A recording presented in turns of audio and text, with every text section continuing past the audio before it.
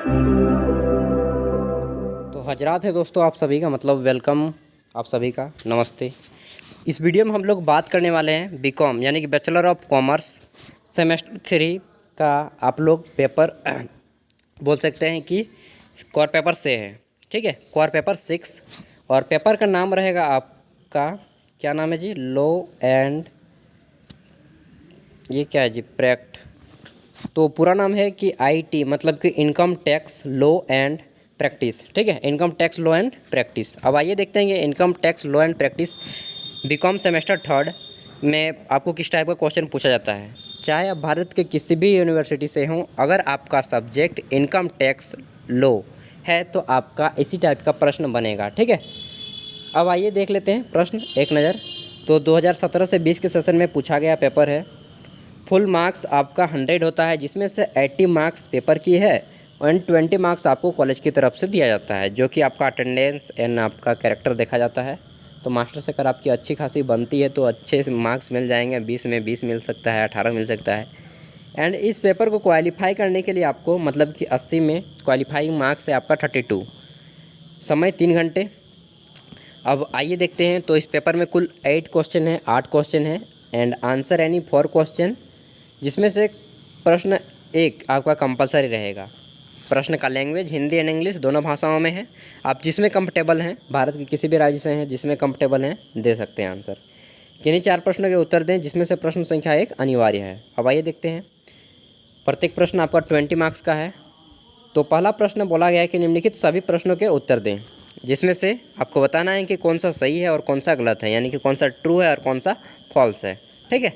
पहला प्रश्न है, गत वर्ष का कोई अपवाद नहीं है। गत वर्ष का कोई अपवाद नहीं, यानी कि there is no exceptions of previous year. तो एक्सेप्शंस ईयर, प्रीवियस ईयर, अपवाद जिसको आप लोग केमिस्ट्री में खुद नाम से जानते हैं, पूरा पढ़े होंगे अपवाद, एक्सेप्शंस। हाँ, इसका आंसर मुझे नहीं मालूम है दोस्त, मैंने अपने दोस्तों से क्वेश्चन पेपर मांग के आपको दे रहा हूँ। आंसर जानने के लिए या तो आप अपने टेक्स्ट बुक से फाइंड कीजिए या फिर गूगल से फाइंड कर लीजिएगा। बी नंबर क्वेश्चन देखते हैं। चाय के उत्पादन का 60% भाग गैर कृषि आय माना जाता है, सही है या गलत? आपको बताना है। 60% of T production is called non agricultural true income. अब तीसरा क्वेश्चन है आपका कि कर मुक्ति आयों का वर्णन आयकर अधिनियम की धारा 10 के अंतर्गत किया गया है। उसके बाद चौथा क्वेश्चन है आपका, एक व्यक्ति के निवास स्थान का उसकी नागरिकता से कोई संबंध नहीं है, यानी कि there is no relation of residential status of an individual to his citizenship. तो ये तो मुझे लगता है कि फॉल्स ही है यार। एक व्यक्ति के अपने निवास स्थान से उसकी नागरिकता से बहुत कुछ, यानी कि पूरा संबंध होता है जी, यहाँ पे बहुत कुछ किया। ई नंबर है आपका, अग्रिम वेतन शीर्षक में कर योग्य नहीं है, यानी कि एडवांस जो आप लोग लेते हैं ना, तो advance salary is not taxable under head salaries. तो इसका आंसर क्या होगा आप लोग स्वयं फाइंड कर लीजिएगा। एफ नंबर है, कर्मचारी के अवकाश ग्रहण पर अवकाश वेतन से प्राप्त धन सभी अवकाश ग्रहण करने वाले कर्मचारियों के लिए कर मुक्त होता है, सही है या गलत बताना है। केवल एक वर्ड में लिखना है, ज़्यादा नहीं लिखना होगा। जी नंबर है, नगर पालिका करों को किराएदार द्वारा चुकाने पर घटाया जाता है, यानी कि म्यूनिसिपल टैक्स आर क्या है आपका, deducted when they are paid by the tent. अगला क्वेश्चन है आपका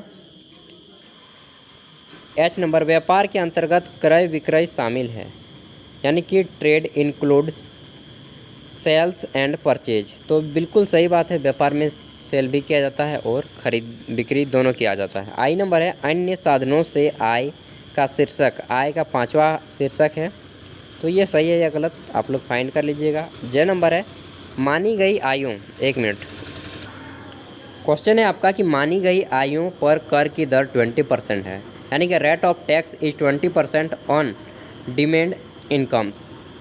तो यार मैं सरकारी स्कूल में आकर के वीडियो बना रहा हूँ और मालूम है कि गांव घर का एरिया कैसा होता है। चलिए कोई बात नहीं दोस्त, संघर्ष से जीवन है, उसी को मानना है और आगे बढ़ना है। क्वेश्चन नंबर 2, अब यहाँ से आपके जितने भी हैं वह 20 मार्क्स के क्वेश्चन शुरू होते हैं एंड 20 मार्क्स जितने भी 20 नंबर के होंगे उसका आंसर अगर आपका स्पीड अच्छा खासा है तो 4 खड़ा पन्ना यानी कि 8 पेज में देना है, और अगर आपका स्पीड उसी तरह है जो एक नॉर्मल बच्चे की तरह होता है, समझ रहे हैं ना, हाँ तो बिल्कुल उसी तरह है, तो आपको 3 खड़ा पन्ना में आंसर देना है, कोशिश करना है, ठीक है। देखिए आपका हिंदी और इंग्लिश दोनों भाषा में दिया गया है एंड बड़ा बहुत लंबे लंबे क्वेश्चन है यार, सच पूछिए तो आपको खुद से मेहनत करना पड़ेगा इसके लिए, ठीक है। तो वीडियो को रुकाइए, पॉज कीजिए एंड पढ़िए आराम से, क्योंकि अगर मैं इतना पढ़ने लगा ना तो समय काफ़ी ज़्यादा ले लेगा और उतना लंबा वीडियो नहीं बनाना चाहिए। तो चलिए मैं हिंदी को पढ़ता हूँ। श्रुनी नजान एक सरकारी अधिकारी है, यानी कि सरकारी नौकरी कर रहा है। गत वर्ष 2017 से 18 की उनकी प्राप्तियां निम्नानुसार है। मूल वेतन 4200 प्रति माह, महंगाई भत्ता यानी कि जिसको आप लोग डीए बोलते हैं, उसके बाद वेतन का 158% सेवा की शर्तों के अधीन, नगद प्राप्ति पूरक भत्ता 200 रुपया प्रति माह। 1 जनवरी 2018 को उनका पुनर्निरीक्षित वेतन 12,000 रुपये मासिक निश्चित हुआ। इस पर 7% महंगाई भत्ता यानी कि 500 रुपया प्रति माह नगद क्षतिपूरक भत्ता दे था। 1 मार्च 2018 को वेतन पूर्ण निरीक्षण 17,500 कर दिया गया एवं अवशिष्ट राशि प्राप्त हुई। दौरा भत्ता यानी कि जिसको आप लोग टीए बोलते हैं, ट्रेवल अनाउंसमेंट या क्या बोलते हैं जी, टीए का वही होता है ना, हाँ टीए डीए जितना भी होता है अनाउंसमेंट, तो ये आपका टीए दिया जाता है 4,000 रुपये। अतिरिक्त समय का कार्य यानी कि जो आप ओटी करते हैं उसके लिए आपको 3,000 दिए जाते हैं। कर्तव्य पालन के व्यय की पूर्ति के लिए विशेष भत्ता आपको 1,500 रुपया दिया गया है। फिर ई नंबर बताया गया कि किराया मुक्त सुसज्जित आवास जिसका शासकीय नियमों के अनुसार किराया 300 रुपया प्रति माह है, जबकि ऐसे मकान का उचित किराया 1,500 रुपया प्रति माह है। फर्नीचर लागत 8,000 रुपये हैं, ठीक है। ऐप नंबर है कि वैधानिक प्रोविडेंट फंड में उनका अंशदान वेतन का 8.33% है। समूह बीमा योजना में नियोक्ता अंशदान 400 रुपये, मतलब कि उसका बीमा भी होता है ना। सरकारी कर्मचारी को बहुत सारे फैसिलिटीज़ मिलती हैं दोस्तों, इसलिए सरकारी नौकरी के लिए ध्यान देते हैं आदमी लोग। मैं भी दे रहा हूँ यार, कब मालूम नहीं कब ले पाऊँगा। एच नंबर है कर्मचारी द्वारा चुकाया गया पेशेवर कर 500 एवं आयकर 6200 रुपये हैं। फिर है मनोरंजन भत्ता यानी कि आपको एंजॉय के लिए भी 500 रुपये प्रति माह दिया जाता है 1988 से। कर निर्धारण वर्ष 2018-19 के लिए वेतन से कर योग्य आय की गणना कीजिए और उनका वेतन अगले माह की पहली तारीख को देय होता है, यानी कि फर्स्ट डेट को ही दिया जाता है, जैसे कि रेलवे में दिया जाता है प्रत्येक 1 तारीख को, ठीक है। और यहाँ पे अगर आप इसको नहीं बनाते हैं तो यहाँ पे एक और करके दिया है, इसको बना सकते हैं। और ये क्वेश्चन कौन सा है, छोटा सा क्वेश्चन है कि आय शब्द की परिभाषा दीजिए, यानी कि डिफाइन द टर्म इनकम। उसके बाद है कि इस शीर्षक में किन किन आयों एवं प्राप्तियों को शामिल किया गया है, यानी कि what are the incomes and receipts included under this heads. उसके बाद इस संबंध में आय कर अधिनियम के प्रावधानों की व्याख्या करें, यानी कि explain the provisions of income tax act with this reference, ठीक है। 3 नंबर है आपका एक रिहायशी मकान की 2018-19 कर निर्धारण वर्ष के विवरण निम्न हैं, यानी कि the particular of residential house are given below for the assessment year 2018-19। यहाँ पे दिया गया है नगर पालिका मूल्य यानी कि म्यूनिसिपल वैल्यू आपका दिया गया है 44,000 रुपये। उचित किराया दिया गया है 48,000 रुपये। मकान किराया 36,000 रुपये रेंट है आपका। फिर है आपका वास्तविक रेंट यानी कि एक्चुअल रेंट है आपका 37,200 रुपये।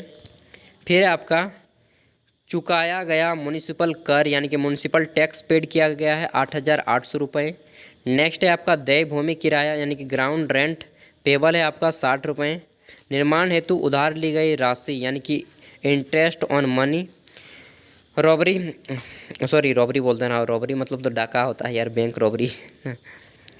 रोवेड फॉर कंस्ट्रक्शन, तो ये जो निर्माण हुआ इसके लिए 5,000 रुपये खर्चा हुआ। फिर है वास्तविक रूप से चुकाया गया संग्रह व्यय 300 रुपये हैं। एंड आपको बताना है कि करदाता के संपत्ति को 36,000 में गिरवी रखा गया। कितने में? 36,000 में गिरवी रखा गया। यह राशि उसने अपनी लड़की के विवाह पर व्यय की, मतलब कि अपने लड़की का विवाह किया। और मालूम है कि दहेज वगैरह लिया जाता है यार, मैं तो कहूँगा कि आप मत लिए अगर आप एक बॉयस हैं तो, वैसे मैं भी नहीं लूँगा। करदाता ने इस वर्ष गिरवी रखे गए ऋण पर 3,000 का ब्याज चुकाया। मकान संपत्ति से आय की गणना कीजिए। ये क्वेश्चन है। नेक्स्ट आता है आपका क्वेश्चन नंबर 4 और यहाँ पे देखिए, followings are particular of income of mister अंकित।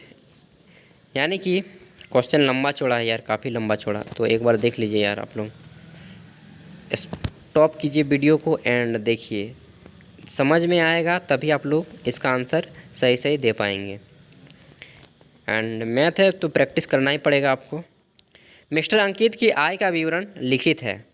सरकारी प्रतिभूतियों पर प्राप्त आय 9,000 रुपये, विदेशी कंपनी से लाभांश प्राप्त 8,000 रुपये, लॉटरी से जीत के प्राप्त हुई 66,500 रुपये। देखिए इसको लॉटरी लग गई 66,500 का। शर्त में जीता है, सट्टाबाजी करता है, इसमें 25,000 रुपये जीता है। फिर है आपका निजी कार को किराए पर उठाने से आय, तो अपने प्राइवेट कार जो उठाया है उसको, यानी कि कार किराए पर उठाने से मिली। अंकित का व्यापार है 40,000, व्यापार नहीं है 40,000। पारिवारिक पेंशन है प्रति माह 1,500 रुपये का। उसने निम्न व्यय किए। अब क्वेश्चन है आपका पहला, अंश एवं प्रतिभूतियां क्रय करने हेतु लिए गए ऋण पर ब्याज चुकाया 7,000 रुपये। लाभांश एवं ब्याज एकत्र करने पर बैंक को 2% कमीशन दिया। लॉटरी के टिकट क्रय करने में 1,500 रुपये व्यय किए, मतलब कि 1,500 रुपये का टिकट खरीदा था। फिर है चौथा क्वेश्चन कि निजी कार का किराए की अवधि का व्यय ह्रास 12,000 रुपये। कर निर्धारण वर्ष 2018 के 19 में अंकित की अन्य साधनों से आय की शीर्षक की गणना कीजिए। तो कितना होगा वो चीज़ आपको बताना है। क्वेश्चन नंबर 5 पे छोटा क्वेश्चन है, एक करदाता की गत वर्ष 2017-18 के लिए व्यापार से कर योग्य 62,000 नहीं 6,20,000 है और कृषि आय 20,000 है। कर दायित्व की गणना कीजिए, यानी कि the income of an individual from business is 6,20,000 and agriculture income is 20,000 for the previous year 2017 to 18। Determine the tax payable. कितना पेबल है आपको बताना है। फिर अगर आप इसको नहीं बनाते हैं तो आपको और में दिया गया है, यानी कि अथवा में, इलेक्ट्रॉनिक रूप से आयकर विवरणी दाखिला करने के चरण लिखिए, यानी कि write down the steps to e file income tax return. छठा क्वेश्चन है आपका, छोटा सा क्वेश्चन है, निवास स्थान के आधार पर करदाताओं की कितनी श्रेणियों में विभक्त किया जा सकता है, प्रत्येक का संक्षिप्त वर्णन करें। यानी कि what are the different categories into which the assessees are divided with regard to residence give brief account of each of them. देखिए दोस्तों, मेरा इंग्लिश काफ़ी वीक है, सरकारी स्कूल से पढ़ा हूँ यार, और 12 क्लास तक मैंने इंग्लिश को मुंह नहीं देखा था। उसके बाद से इंग्लिश पढ़ना शुरू किया कि चलो बेटा अब इंग्लिश नहीं पढ़ेगा तो काम ही नहीं देगा, क्योंकि सभी सरकारी नौकरियों में मालूम है इंग्लिश का डिमांड करता है। चलिए क्या करेंगे, समय के साथ डालना पड़ेगा, मुझे भी गलती की है मैंने इंग्लिश नहीं पढ़ के। चलिए 7वां क्वेश्चन है आपकी, ग्रेच्युइटी की कर योग्यता के संबंध में आयकर अधिनियम के प्रावधानों को समझाएं। तो यहाँ पे ग्रेच्युइटी का इन्होंने हिंदी नहीं कर पाया है। Explain the provisions of income tax act in connection with taxability of gratuity. 8वां क्वेश्चन है, निम्नांकित में से किन्हीं 2 पर संक्षिप्त टिप्पणियाँ लिखें। टिप्पणी करना है आपको। Right notes on any 2 of the following. पहला है आपका आयकर अधिनियम 1961 के अधीन करदाता, यानी कि assessee under the income tax act 1961, इसके लिए आपको पढ़ना होगा वो क्या एक्ट था। बी नंबर है कर मुक्ति आय की अवधारणा, यानी कि concept of excepted income C number है आपका मानी गई आय यानी कि डिमिड इनकम। यार कितना हल्ला हो रहा है दोस्त, कब जो इस गांव से निकल पाऊंगा मालूम नहीं। डी नंबर है हानियों के अपलेखन एवं उन्हें आगे ले जाना यानी कि set off and carry forward of losses. तो ये था आपका BCom semester third income tax law का question paper. And I hope कि आपको वीडियो में थोड़ा बहुत तो ज़रूर जानकारी मिली होगी एंड आपको इससे पता लग गया होगा कि मेरे एग्ज़ाम में किस टाइप के क्वेश्चन आने वाले हैं। इससे एक आपको मोटा मोटा अनुमान हो ही गया होगा। तो दोस्त अगर आपको थोड़ी सी भी ज्ञान मिली हो तो सब्सक्राइब कीजिएगा। आपका दोस्त ज़रूर ही कोई ना कोई आर्ट्स में मतलब बीए बीकॉम या बीएससी कर रहा होगा, उन तक भी वीडियो को शेयर कीजिएगा, क्योंकि यहाँ पे सभी के क्वेश्चन पेपर अपलोड किए जाते हैं। चाहे आप ग्रेजुएशन कर रहे हो, चाहे आप एमए एमएससी एमकॉम एमबीए कुछ भी कर रहे हो, सी टेट बीएड वगैरह या कॉम्पिटिटिव एग्जाम की तैयारी, क्वेश्चन पेपर अपलोड है दोस्त, जा करके देख लेना। एंड कुछ भी डाउट हो तो कमेंट में जा करके पूछ लेना। And thank you, best of luck, अच्छे से एग्ज़ाम दीजिए। एग्ज़ाम में एक भी क्वेश्चन मत छोड़ना मेरे यारा, ठीक है। Thank you, best of luck. अपने स्वास्थ्य का ख्याल रखिएगा क्योंकि जान है तो जहान है मेरे दोस्त।